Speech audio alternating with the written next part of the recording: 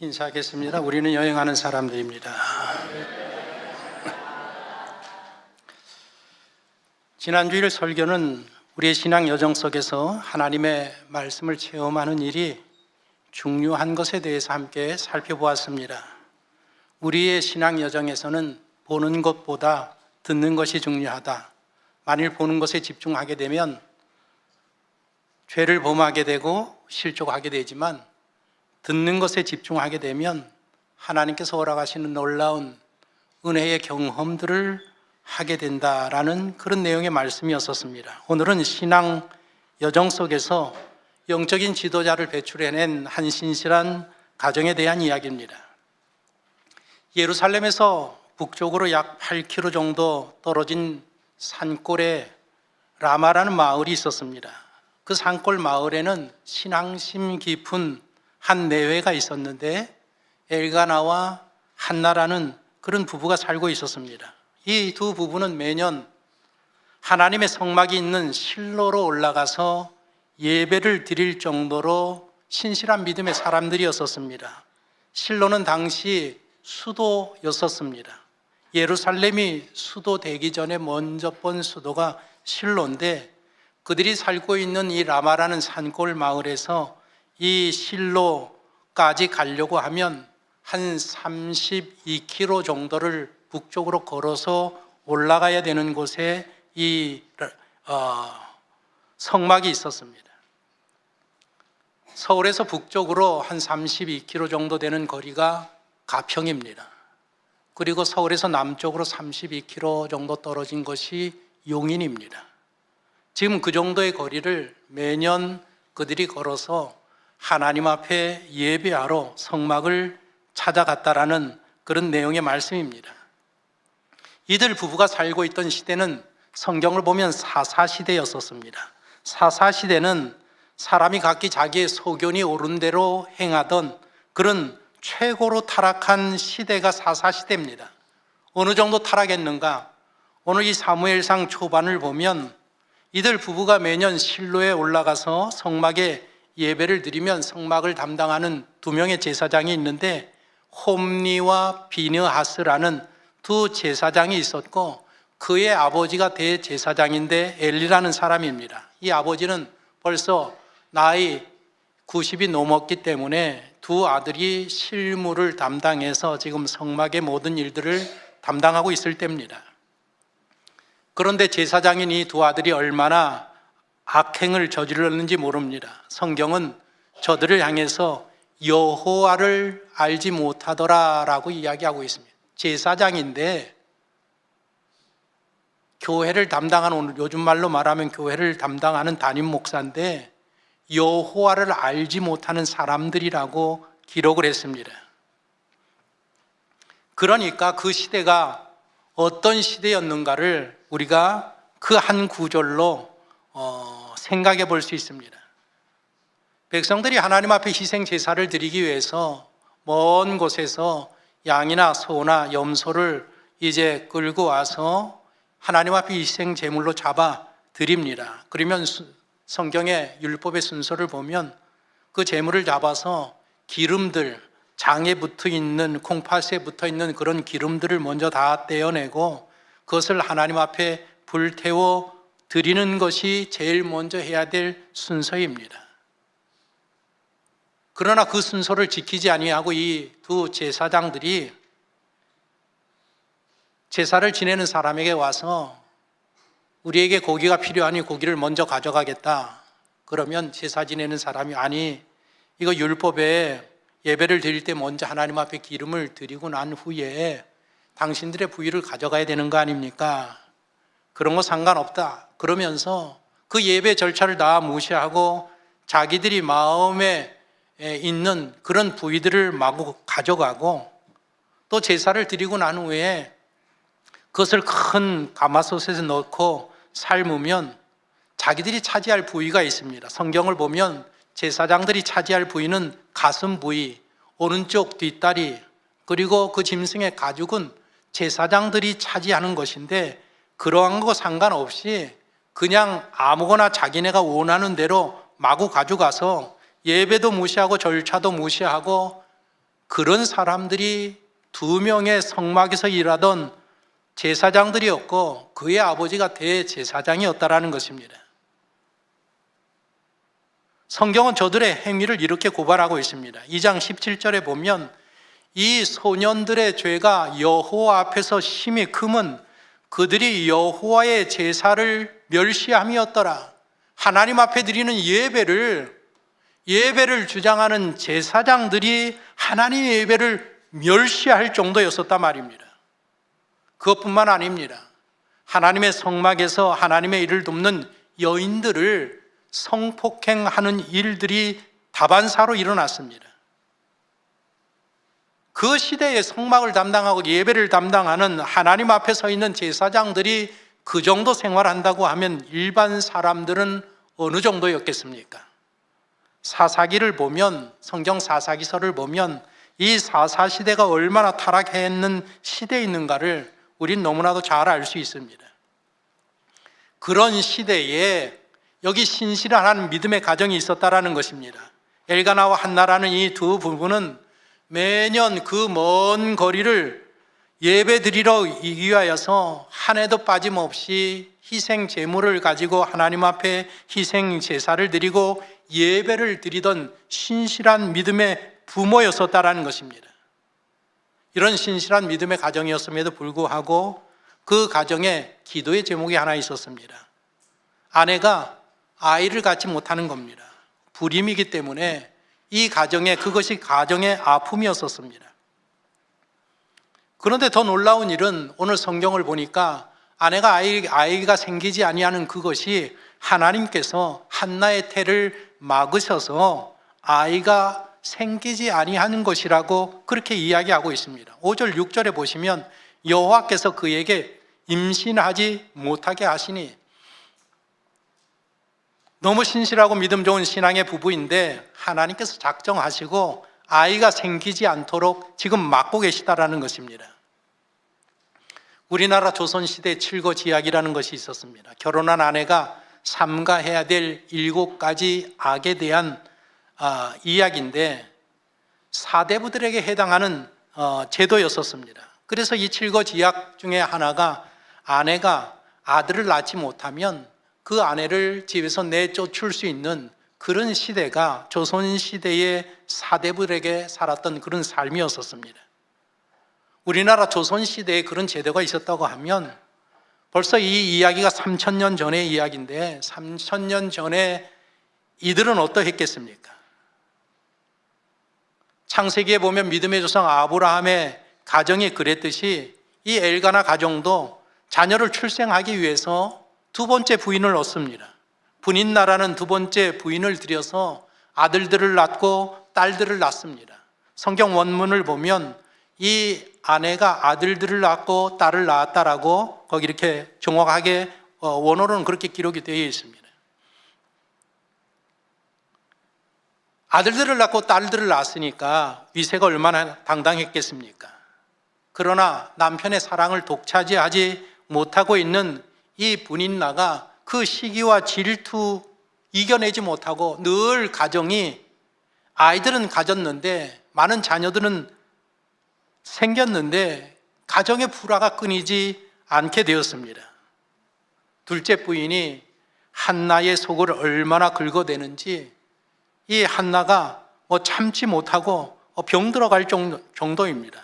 그런데 이렇게 속을 긁고 그 불화가 가정에서 크게 일어나는 그때가 언젠가 하면 이 매년 실로 성막에 가서 하나님 앞에 예배 드리는 기간, 매년제 올라가서 한 주 동안 성막에 머물면서 하나님 앞에 예배하고 자고 먹고 마시는 그 기간 동안에 이 가정 불화가 더 크게 일어났다라는 것입니다. 아들, 딸들을 대동한 이 분인나가 아주 작정하고 한나를 멸시하고 괴롭혀서 그 일주일 동안 한나가, 아이가 없는 한나가 식음을 전폐할 정도로 가정에 불화가 컸다라는 이야기입니다. 여러분들 한번 생각을 해보십시오. 온 가족이 성전에 올라가서 이제 한 주간 동안 거룩한 예배를 드립니다. 송아지를 잡고 염소를 잡고 양을 잡고 해서 하나님 앞에 거룩한 희생 제사를 드리고 그렇게 예배를 드리고 그리고 그 희생 제사를 마친 후에 화목제를 드렸을 경우에 그 화목제의 고기들을 그들 예배를 드린 사람들이 차지해서 먹을 수 있었습니다. 그래서 그 고기를 펼쳐놓고 만찬을 나눈단 말입니다. 그런데 그 만찬 자리에서 둘째 부인이 첫째 부인을 계속해서 멸시하고 씹어대고 괴롭히고 한나가 견디지 못합니다. 견디지 못하고 밥을 먹지 못하고 밖으로 나간단 말입니다. 금식 아닌 금식을 한 주 동안 하게 되는 일이 다반사입니다. 남편 엘가나가 얼마나 마음이 바쁘겠습니까? 나가는 아내를 따라 나갑니다. 그래서 그 첫째 부인을 위로합니다. 그래도 위로가 되지 않습니다. 왜 우느냐고, 왜 밥을 먹지 못하냐고, 왜 그렇게 슬퍼하냐고, 내가 있지 않냐고, 내가 열 아들보다 당신에게 잘하고 당신을 사랑하지 않느냐고. 그래도 그것이 전혀 위로가 되지 않습니다. 한나는 이렇게 엮이는 가정 가운데 믿음이 그렇게 좋았지만 엮이는 가정 가운데에서 눈물 마를 일이 없는 날을 계속해서 그런 인생을 살고 있습니다. 그런데 성경을 보면 이 모든 문제를 제공하신 분이 누구신가 하면 하나님이라고 하셨습니다. 하나님께서 하나님의 그 한나의 태를 닫으셨기 때문에 이 가정이 이렇게 되었습니다. 그렇다고 하면 이 믿음의 가정이 이렇게 되고 이런 불화가 일어나는 모든 책임이 하나님에게 있다고 생각해야 되지 않겠습니까? 그러나 반드시 그렇게 볼 수는 없습니다. 왜냐하면 불인나가 자녀들이 있다고 해도 그 유세를 떨지 아니하고 그 첫째 부인을 불쌍히 여기는 마음을 가지고 더 잘하고 더 우애가 좋았다고 하면 이 가정이 얼마나 더 행복했겠습니까? 그러나 그렇게 되지 않았습니다. 또 아니면 이 엘가나가 한나보다 분인나를 더 신경 쓰고 더 아끼고 사랑했더라면 또 어떻게 됐을지 모르겠습니다. 그러나 우리가 이 본문에서 이 이야기에서 한 가지 생각해야 될 부분이 무엇인가 하면 하나님께서는 이 가정을 향한 큰 계획을 이미 갖고 계셨다라는 사실입니다. 그 계획을 이루기 위해서 한나에게 아이를 갖지 못하도록 일시적으로 하나님이 그 태를 닫고 계시다 말입니다. 하나님의 경륜 계획이 무엇인가 하면 이 혼탁한 사사시대를 끝내는 것입니다. 역사적으로 혼탁한 시대, 불의한 시대, 정의가 무너진 시대, 하나님을 예배하지 아니하는 400년의 이 사사시대를 끝내고 이제 하나님은 왕정시대로 새로운 시대를 열어야 될 필요성을 갖고 계셨습니다. 그런 위대한 일을 해낼 영적인 지도자가 지금 필요한 그런 시대였었습니다. 저는 오늘날 우리나라의 이 정치적인 문제들을 보면서 얼마나 혼탁합니까? 대통령이 감옥에 들어가 있고 탄핵을 지금 주장하고 여야가 갈려져서 또 그 와중 가운데 서로 대권을 차지하기 위해서 그 얼마나 많은 암투가 있고 국민이 반으로 나누고 그리고 얼마나 많은 가짜 뉴스들이 퍼져나가고 있는지 알 수 없습니다. 대한민국이 지금 사사시대 같은 그런 시절을 우리가 겪고 있습니다. 저는 이번에 틀림없이 믿기는 기도 가운데 확신하는 것은 하나님께서 이번 문제를 통해서 우리는 알 수 없지만 하나님이 준비하신 새로운 영적인 지도자를 세워서 이 나라를 모든 면에서 새롭게 하실 것이라는 믿음을 저는 분명히 갖고 있습니다. 여러분들도 그런 믿음을 가지고 나라와 민족을 위해서 기도하셔야 합니다. 하나님께서 위대한 영적인 지도자, 한 시대의 막을 내리고 새로운 시대를 세울 그런 영적인 지도자가 필요하고 그 영적인 지도자를 세워야 되는데 그 영적인 지도자를 배출해 낼 수 있는 그 가정으로 지금 하나님께서 이 엘가나라는 이 가정을 눈여겨보시고 선택하셨다라는 것입니다. 엘가나의 신앙과 그의 아내 한나의 신앙이 그 일을 해내기에 정말 안성맞춤입니다. 그러나 하나님 모시기 아직까지 20%가 부족합니다. 아직까지 훈련이 안 됐고 연단이 안 돼 있고 아직까지도 영적으로 부족한 부분이 있었기 때문에 그 훈련의 기간이 필요했다라는 사실. 후손 문제로 엘가나가 분인날을 드린 것은 그 시대 그 사회에 문화였었고 그런 일들이 비일비재했지만 썩 잘했다고는 할 수 없습니다. 이 엘가나도 레위인입니다. 하나님 앞에 선택을 받아서 말씀 가운데 서 있어야 되는 그런 가정에 있는 가장입니다. 썩 잘한 일은 아닙니다. 만일 그들이 믿음을 가지고 하나님 앞에 포기하지 아니하고 하나님께서 자녀 주시기를 간구하고 기도했다고 하면 하나님이 하나님의 때에 아들을 주셨으리라고 저는 그렇게 생각합니다. 그러나 아브라함처럼 사라처럼 그들의 신앙이 연약하고 부족하여서 두 번째 부인을 드렸고 그 두 번째 부인을 통해서 많은 아들들과 딸들을 가졌지만 그것이 오히려 가정에 큰 시험거리 되고 문제가 되고 오히려 그것이 역기능을 하고 말았다라는 것입니다. 그러나 일이 어찌 되었든 하나님을 합력하여서 선을 이루어 가신다고 이 분인나 트러블 메이커인 이 분인나를 사용해서 하나님이 쓰시고자 하는 한나를 지금 연단시키고 단련시켜 가고 있다는 것입니다. 만일 한나의 생애 가운데에 이런 실현, 이런 연단이 없었다고 하면 과연 기도의 어머니가 되었을까? 사무엘상 2장, 우리가 시간이 없어서 읽지 않았는데 2장을 읽어보면 한나의 기도문이 나옵니다. 아들을 바치고 나서 하나님 제단 앞에서 하나님을 찬송하며 감사하는 기도의 내용을 보면 이 한나의 영성이 얼마나 깊었는지 정말 얼마나 큰 위대한 기도의 어머니였었는지를 우리가 그 기도문 하나를 통해서 발견하게 됩니다. 물론 아이를 갖지 못할 때 한나가 하나님 앞에 많이 기도했을 것이라고 저는 그렇게 생각을 합니다. 그리고 일가 친척 가문에서 두 번째 부인을 드려야 되겠다라는 문제를 놓고 토론했을 때에도 아마 그녀는 많이 기도했을 것입니다. 가정에서 불화가 일어날 때마다 문제가 일어날 때마다 많이 기도하며 인내했을 것이라고 그렇게 생각합니다. 기도하지 아니하고 어떻게 이 한나가 그런 상황 가운데서 이겨내고 여기까지 올 수 있었겠습니까? 오늘 본문을 자세히 읽어보시면 그런 어려운 상황 가운데서 한나가 분노했다든지 바가지를 긁었다든지 아이들을 학대했다든지 분인나와 머리카락을 잡고 싸웠다든지 집을 나갔다든지 그런 분위기가 전혀 느껴지지 않습니다. 그냥 말없이 참고 이겨내면서 하나님을 끝까지 의지하는 그런 현숙한 여인의 모습으로 비춰지고 있습니다. 그런 세월을 보내고 오다가 드디어 하나님의 때가 이르릅니다. 가정의 불화가 언제 일어납니까? 여러분들 눈여겨보십시오. 꼭 항상 반드시 성소에 올라가서 예배 드리는 그 기간에 이 가정에 큰 분란이 일어납니다.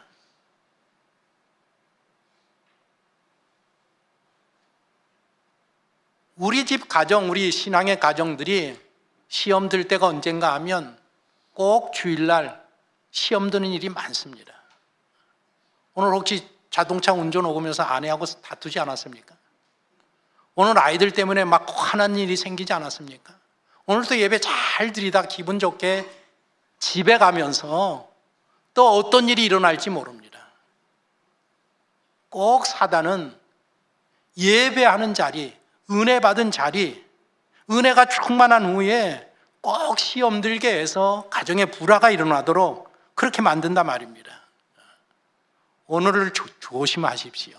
집에 돌아가셔서 오늘 하루를 잘 마감하셔야 됩니다. 깨어 있어야 합니다. 그런데 놀라운 것은 역사도 기적도 은혜도 주일에 하나님을 예배하는 자리에서 일어난다는 것입니다. 매년 제를 드리러 올라간 어느 날 그 해도 큰 일이 터졌습니다. 정말 최악의 해였었습니다. 예배를 마치고 한 자리에 모여서 온 가족이 식사하는 그 자리에서 이 분인나가 한나를 멸시하면서 그 비난하면서 무시하는 그것을 도저히 참을 수가 없었습니다. 그래서 한나는 그 자리를 박차고 나와서 눈물을 흘리면서 애통한 마음으로 하나님의 성전, 성소로 달려갑니다. 정말 비통한 마음으로 애통하면서 많은 눈물을 흘리면서 그 오랜 시간 성막에서 하나님 앞에 자기의 처신을 토로하면서 그 처지를 토로하면서 하나님 앞에 간구하고 기도합니다. 만군의 하나님, 여종의 고통을 돌아봐 주십시오. 이 여종을 기억하여 주시옵소서. 이 여종을 잊지 마십시오. 만일 제게 아들을 주신다고 하면 내가 이 아들을 하나님 앞에 바치겠습니다. 내가 평생에 그의 아들 머리에 삭도를 대지 않겠습니까? 삭도라는 것은 나실인인데 우리 삼손이 머리를 자르지 않은 것처럼 이 하나님 앞에 바쳐졌다라는 의미로 머리카락을 자르지 않습니다. 그런데 만일 저에게 아들을 주시면 하나님, 내가 이 아들을 하나님 평생에 하나님 앞에 바치겠습니다 라고 기도한단 말입니다. 그런데 그 기도하는 그 자리에 오늘 본문을 보시면 성막 뜰에서 지금 기도를 하고 있습니다. 성막 입구에 대제사장 엘리 90세가 넘은 이 어르신이 의자에 이렇게 앉아 있는데 그 뜰에 이 여인이 달려와서 장시간 동안 지금 엎드려서 기도를 합니다. 오래 기도하니까 엘리 제사장이 지켜보지 않습니까? 그 눈에서 눈물이 툭툭툭툭 떨어집니다. 그런데 입술이 막 쉬지 아니하고 계속해서 움직인단 말입니다. 기도하는 소리는 들리지 않습니다. 이 엘리가 보니까 이 여인이 이게 지금 술이 취해가지고 와가지고 술주정하고 있구나, 이 오해를 하고 있습니다. 그래서 참다 못한 엘리가 소리를 지릅니다. 여인이 언제까지 취해 있겠느냐, 포도주를 끊어라. 그 소리에 놀라서 한나가 기도를 멈춥니다. 여러분들 생각을 해보십시오. 가정에서도 멸시를 받고 오해를 받고 늘 그런 처지에 있는데 지금 하나님이 계시는 성전, 성소에 와서 마음을 다하여서 기도하는데 대제사장이라는 사람이 지금 오해하고 있단 말입니다. 술 취한 여인으로 취급을 하고 있습니다. 가정에서도 밖에 나와서도 그런 여인으로 취급받는 이 한나의 마음을 여러분들 한번 헤아려 보십시오. 얼마나 슬펐겠습니까? 눈물을 흘리면서 이야기합니다. 저는 술 취한 여성이 아닙니다. 저는 정말 마음이 슬픈 여인입니다. 내 하나님 앞에서 내 이 마음의 이 애통함을 하나님 앞에 내가 토로하고 있습니다. 저로 악한 여자로 여기지 마십시오. 나는 정말 내가 이 오랜 시간 동안 하나님 앞에 눈물로 기도하는 것은 나의 형편을 아시는 하나님, 내 비통함과 내 슬픔 때문에 내가 지금 하나님 앞에 기도하는 것입니다. 한나의 이야기를 쭉 들어보니까 그 여인의 이야기 속에, 그 여인의 말 속에 벌써 이 여인이 현숙하고 신실하고 믿음의 여인이었다라는 그것이 엘리 제사장에 확 느껴진단 말입니다. 사람하고 대화를 해보면 이 느껴지는 게 있지 않습니까? 그래서 이 엘리가 놀랍게도 이 여인을 위로하면서 여인이여 평안히 집으로 가라. 하나님께서 내가 기도한 대로 응답해 주시기를 원하노라. 너의 기도대로 하나님께서 응답하시기를 원하노라. 제사장이 그렇게 이야기하니까 그렇게 애통하면서 눈물을 흘렸던 이 한나가 그 소리를 듣는 순간에 하나님의 음성이구나, 하나님이 내게 약속하시는구나. 그래서 아멘으로 받았단 말입니다. 어떻게 받았다고요? 아멘으로 받았단 말입니다. 그리고 성경을 보니까 아멘 하고 나서 그때로부터 근심하는 빛이 사라졌더라 그랬습니다. 돌아가서 식사 많이 하고 짐을 싸가지고 그 다음날 아침 일찍 예배를 드리고 집으로 돌아와서 남편하고 동침하였더니 하나님께서 태를 여시고 아들을 주셨다라고 기록이 되어 있습니다. 그렇게 해서 이 한나가 아들을 갖습니다. 내가 기도해서 낳은 아들이라고 해서 이름을 사무엘이라고 줬습니다.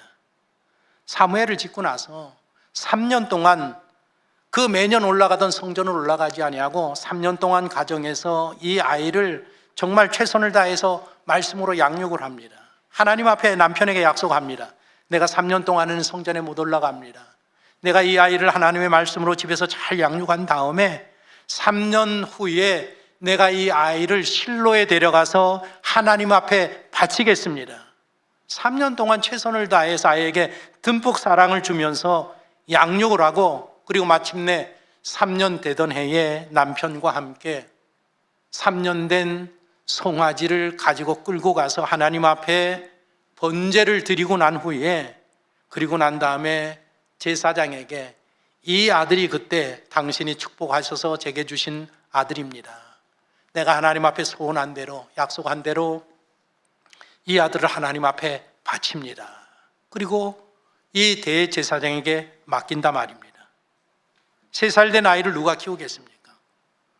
실로 성막에서 봉사하는 여인들에 의해서 이 아이가 성전에 머물면서 양육되어지고, 그가 성장하여서 그 아들들을 대신해서, 엘리 아들들을 대신해서 사사가 되고 선지자가 되고, 그리고 사사시대를 끝내고 왕정시대를 열고 다윗을 왕으로 세워서 하나님의 나라의 새로운 시대를 열어가는 그런 위대한 영적인 지도자가 이런 가정에서, 이런 믿음 가운데에서 출생했다라는 것입니다. 집에 돌아가셔서 1장, 2장을 여러분들 한번 읽어보십시오. 사무엘을 하나님 앞에 바치면서 하나님 앞에 드리는 한나의 기도문이 2장 1절에서 10절입니다. 이 기도문이 얼마나 아름답고 그 기도문 안에 하나님의 그 섭리가 얼마나 많이 담겨져 있는지, 구약에 한나의 기도문이 있다고 하면 신약에 보면 마리아, 예수님을 성령으로 잉태하는 마리아가 그 예언을 받고 하나님 앞에 찬송하면서 기도하는 내용이 있는데, 그 두 내용이 성경의 가장 아름다운 성경의 기도문으로 알려져 있습니다. 우리 청파중앙교회 모든 가정들은 천국으로 지금 여행하고 있는 가정들입니다. 오늘 이 엘가나의 가정이 천국으로 여행하고 있는 우리 모든 가정에게 영적의 교훈을 주고 있습니다. 아마도 우리 모든 가정에는 문제가 있을 겁니다. 둘째 부인을 두어서 생기는 그런 문제는 아마 없으리라고 생각합니다. 그러나 분인나와 같은 그런 문제가 틀림없이 우리 모든 가정들마다 있을 것입니다. 건강의 문제가 될 수도 있고, 경제적인 문제가 될 수도 있고, 자녀들의 문제가 될 수도 있습니다. 우리 모두에게는 문제가 있습니다. 지난주에 우리가 교회 공사로 인해서 어떤 한 사장님 오셔가지고 저와 함께 카페에서 차를 마시면서 이야기를 했습니다. 이 사장님이 얼마나 좋은지, 젊으신 분인데 아주 좋으신 분이더라고요. 그래서 여러 가지 이야기를 하면서 제가 자녀는 있습니까? 그랬더니 아들 하나 두었습니다. 몇 살입니까? 그랬더니 중학교 3학년입니다. 아이고 힘드시겠습니다. 그랬더니 이분이 미치겠습니다. 좀. 이거 두들겨 팰 수도 없고. 그래서 내가 요즘 애들 손대면 큰일 납니다. 그 한마디 속에, 죽겠습니다 한마디 속에 중3 아들 하나 교육시키고 이거 하나 하는 게 얼마나 힘든지 거기에 다 담겨져 있습니다. 말 못할 문제들이 우리 모든 가정들에게 있습니다. 그런데 오늘 이 본문을 통해서 이 신실한 엘가나 가정을 통해서 우리에게 교훈을 주시는 내용이 무엇인가 하면, 여러분들 가정에 있는 문제를 문제로 보지 말라는 것입니다. 문제가 아닙니다. 여러분들 가정을 향한 하나님의 계획이 들어있는 복으로 보시기를 바랍니다. 생각을 바꾸십시오. 문제가 아니라 말입니다. 이것이 기회고 이것이 도구고 하나님이 우리 가정을 향하여 이루시고자 하는 뜻을 이루기 위하여서 우리를 훈련하시고 연단하고 있는 것이라고 영적인 눈으로 그렇게 바라봐야 된단 말입니다. 오늘 이 이야기 속에서 제가 엘가나에게 박수를 보내는 점이 무엇인가 하면 두 부인 사이에서 얼마나 죽을 노릇입니까? 우리들은 얼마나 다행인지 모르겠습니다. 하나밖에 없어서. 하나만 있어도 이렇게 힘든데 둘이 있으면 얼마나 힘들겠습니까? 늘 가정의 불화가 거기서 일어나지 않습니까? 이 가정 분위기가 어떠했겠습니까?